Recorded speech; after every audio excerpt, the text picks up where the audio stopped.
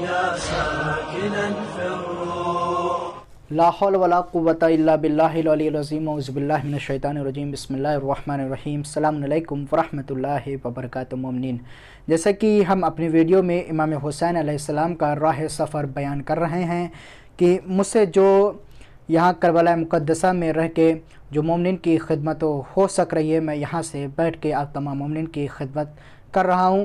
میں امام حسین علیہ السلام کا راہ سفر بیان کر رہا تھا.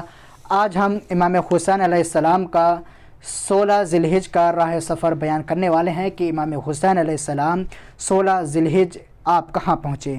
امام الحسین علیہ السلام و صحابہ صفحہ نمبر 162 میں ہے کہ کاروان نور منزل بمنزل سفر طے کرتے ہوئے 16 ذیلحج کو مکہ میں فید یا فید پر پہنچا.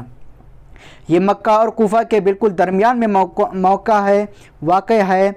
اس جگہ پر ایک قلعہ ہے جس کی اونچی دیواریں ہیں. عازمین حج اپنے بچے کچھے اور فالتو سامان کو اس قلعے میں چھوڑ جاتے تھے اور مکہ سے واپسی پر اسے اپنے ساتھ لے جاتے تھے.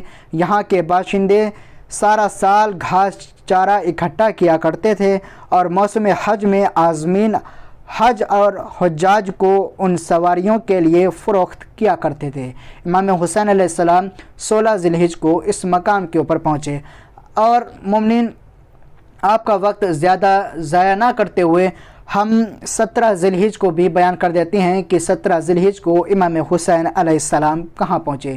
17 ذیلحج سن 60 ہجری کو امام حسین علیہ السلام اجفر یا جفر کی جمع جس کے معنی کنویں کے ہیں جو وہاں پر موجود تھا اور فید سے خزیمہ کے درمیان میں واقع ہے. کاروان شہادت یہاں پر جمعرات 17 ذیلحجہ سن 60 ہجری کو وارد ہوا.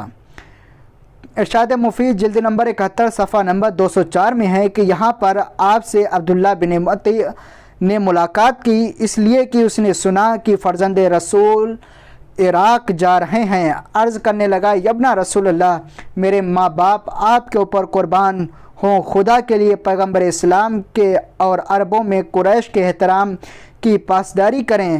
خدا را اس سفر کو ترک کر دیں، کیونکہ اگر بنی امیہ آپ پر قابو پا لیں گے تو آپ قتل کر دیے جائیں گے. تو حضرت امام حسین علیہ السلام نے مسکرا کر فرمایا کہ خدا اور رسول اور قریش اور عرب کا احترام اسی میں ہے کہ میں ظلم کے آگے نہ جھکوں. یہ کہا اور کوچ کا حکم دے دیا. ایک اور روایت کے مطابق حضرت امام علی مقام علیہ السلام نے فرمایا کہ تم لوگ یہ سمجھتے ہو کہ مجھے اپنے انجام کا علم نہیں ہے یا بغیر سوچے سمجھے میں سفر کر رہا ہوں. جان لو کہ دین اسلام کی حفاظت، خانہ خدا کا احترام، نماز روزہ کی بقا اس میں ہے کہ میں اس سفر کو جاری رکھوں اور لباس شہادت میں اپنی بات لوگوں سے منواؤں اور لوگوں تک حقائق پہنچاؤں. مجھے اپنے جد بزرگوار کا حکم ہے کہ مسلمانوں کے ضائع شدہ حقوق کو ظالموں کے ہاتھ سے واپس دلاؤں.